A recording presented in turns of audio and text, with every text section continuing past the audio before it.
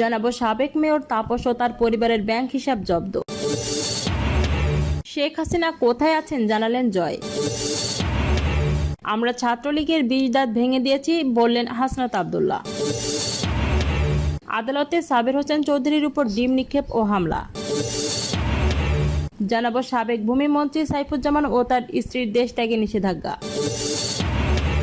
সর্বশেষ থাকছে রাজশাহীর সাবেক সংসদ সদস্য আসাদুজ্জামান খান গ্রেপ্তার। জানাবো সাবেক মেয়র তাপস ও তার পরিবারের ব্যাংক হিসাব জব্দ। ঢাকা দক্ষিণ সিটি কর্পোরেশনের সাবেক mayor barrister Sheikh Fazle Noor তাপসের bank account জব্দ করা হয়েছে। একই সঙ্গে তার স্ত্রী আফরিন তাপস শিলি ও ছেলে শেখ ফজলে নাশন এবং তাদের ব্যক্তিগত মালিকানাধীন স্বার্থ সংশ্লিষ্ট প্রতিষ্ঠানের ব্যাংক হিসাবও স্থগিত রাখতে বলা হয়েছে। বাংলাদেশ ব্যাংকের আর্থিক গোয়েন্দা সংস্থা বাংলাদেশ ফাইন্যান্সিয়াল ইন্টেলিজেন্স ইউনিট দেশের ব্যাংক ও আর্থিক প্রতিষ্ঠানের কাছে এ সংক্রান্ত নির্দেশনা পাঠিয়ে অ্যাকাউন্ট জব্দের নির্দেশনা দেওয়া হয়েছে। সোমবার ৭ অক্টোবর বিএফআইইউর সংশ্লিষ্ট এক ঊর্ধ্বতন কর্মকর্তা গণমাধ্যমকে এই তথ্য নিশ্চিত করেছেন। হিসাব জব্দ করা ব্যক্তির ও তার ব্যক্তি মালিকানা ব্যবসায়িক প্রতিষ্ঠানের অ্যাকাউন্ট স্থগিত থাকবে। আগামী ৩০ দিন এসব হিসাবে কোনো ধরনের লেনদেন করতে পারবে না। প্রয়োজনে লেনদেন স্থগিত করার সময় বাড়ানো হয়েছে।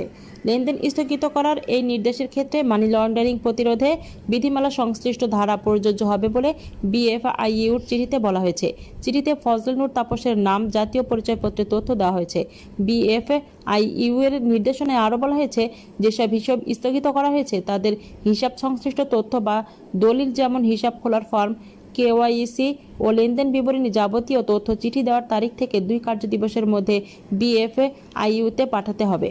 ছাত্র জনতার অবিস্মরণীয় অবতরণের মুখে গত ৫ আগস্ট প্রধানমন্ত্রীর পদ থেকে পদত্যাগ করে দেশ ছাড়েন শেখ হাসিনা। এর মাধ্যমে টানা ১৬ বছরের আওয়ামী লীগের নজিরবিহীন দুঃশাসন ও স্বেচ্ছাচারিতার অবসান ঘটে। ছাত্র জনতার আন্দোলনের সময় মেয়র তাপস দেশ ছেড়েছেন বলে বিভিন্ন গণমাধ্যমে খবর প্রকাশ হয়েছে। তাপস বেসরকারি মধুমতি ব্যাংকের পরিচালক হিসেবে এখনও বহাল আছেন। এতক্ষণ শুনছিলেন সংবাদ শিরোনাম, এবার বিস্তারিত। শেখ হাসিনা কোথায় আছেন জানালেন জয়। ছাত্র জনতার অভ্যুত্থানের মুখে গত ৫ আগস্ট প্রধানমন্ত্রীর পদ থেকে পদত্যাগ করে দেশ ছেড়ে ভারতে পালিয়ে যান শেখ হাসিনা। টানা ২ মাস সেখানে অবস্থান শেষে গুঞ্জন ছড়ায় ভারতে ছেড়ে আরব আমিরাতে পাড়িয়ে জমেছেন তিনি। শেখ হাসিনা ভারতে ছাড়ার খবরে দেশে যখন চলছে আলোচনা, ঠিক তখনই বিষয়টি নিয়ে মুখ খুললেন তার ছেলে সজীব ওয়াজেদ জয়।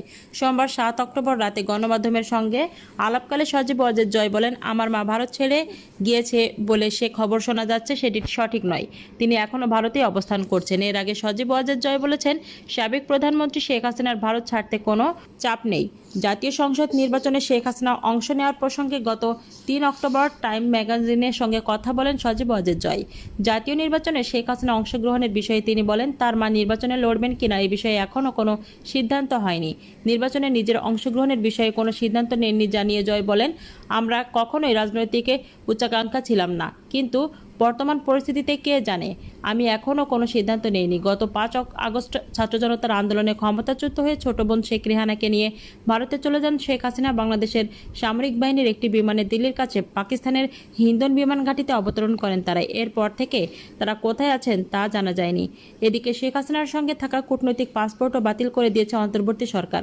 এ ধরনের পাসপোর্টধারীরা ভিসা ছাড়া ভারতে ৪৫ দিন বৈধভাবে থাকতে পারেন, কিন্তু শেখ হাসিনা প্রায় ২ মাস ধরে ভারতে অবস্থান করছেন। কূটনৈতিক পাসপোর্টে তার বৈধভাবে অবস্থানের মেয়াদও শেষ হয়ে গেছে। এখন তারা দেশটিতে কিভাবে অবস্থান করছেন তা পরিষ্কার করেনি ভারত। আমরা ছাত্রলীগের ২০ দাঁত ভেঙে দিয়েছি জানালেন হাসনাত আব্দুল্লাহ। ফ্যাসিবাদ বিরোধী আন্দোলনের মাধ্যমে ছাত্রলীগের ২০ দাঁত ভেঙে দেওয়া হয়েছে বলে মন্তব্য করেছেন বৈষম্য বিরোধী ছাত্র আন্দোলনের অন্যতম সমন্বয়ক হাসনাত আব্দুল্লাহ।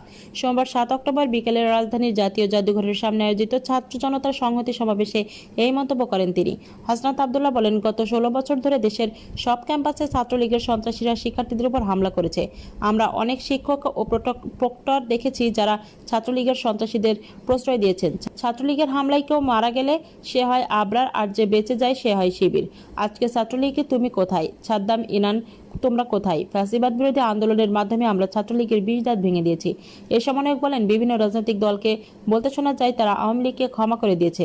আমরা বলতে চাই, গত 16 বছরে আওয়ামী লীগ যেসব অপরাধ করেছে, মানুষের গলা চেপে ধরেছে, আইন আদালতকে নিজের মতো বানিয়েছে, মানুষের ভোটাধিকার কেড়ে নিয়েছে, গণরুম গেস্ট রুমকে কনসেন্ট্রেশন ক্যাম্পে বানিয়ে শিক্ষার্থীদের নির্যাতন করেছে, আগামী 100 বছর জেল খাটলেও তাদের শাস্তি পূর্ণ হবে না। আওয়ামী লীগের উদ্দেশ্যে তিনি আরো বলেন, আপনারা এদেশের মানুষের মানবাধিকার লঙ্ঘন করেছেন, ভোটাধিকার কেড়ে নিয়েছেন, গণরুম গেস্ট রুমকে কনসেন্ট্রেশন ক্যাম্পে বানিয়ে শিক্ষার্থীদের নির্যাতন করেছেন।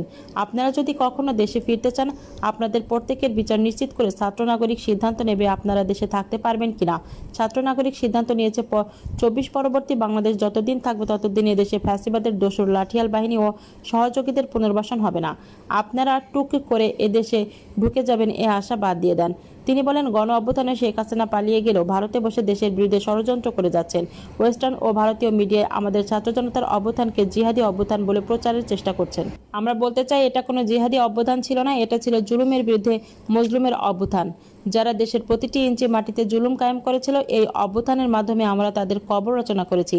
ভবিষ্যতে যারা জুলুম কায়েমের চেষ্টা করবে, তাদেরও এ দেশের ছাত্র নাগরিকে এক হয়ে রুখে দেবে, সমূলে উৎখাত করবে।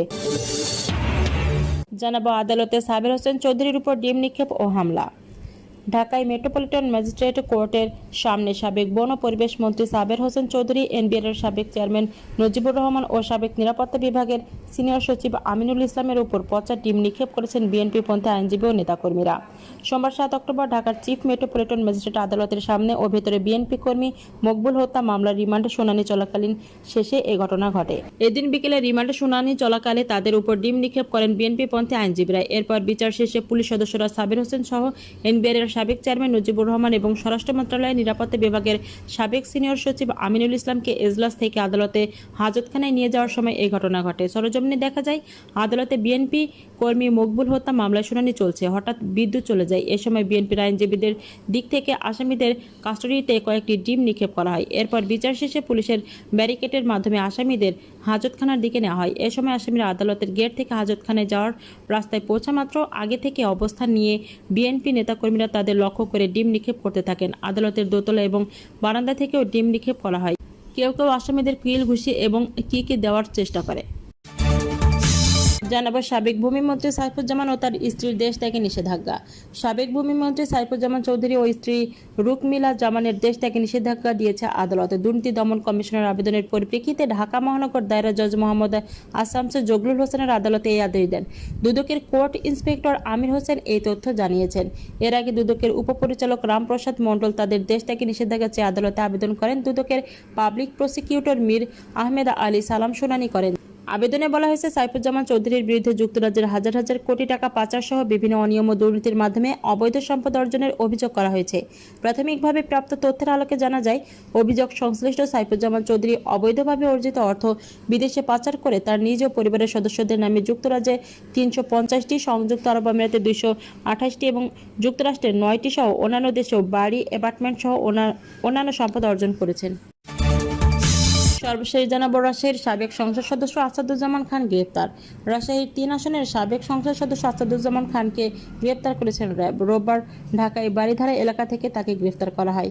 র্যাব সদর দপ্তরের এক খুদে বার্তায় বলা হয়েছে, গত 19 জুলাই বৈষম্যবিরোধী ছাত্র আন্দোলনের কর্মসূচিতে ছাত্র জনতার উপর হামলা হয়।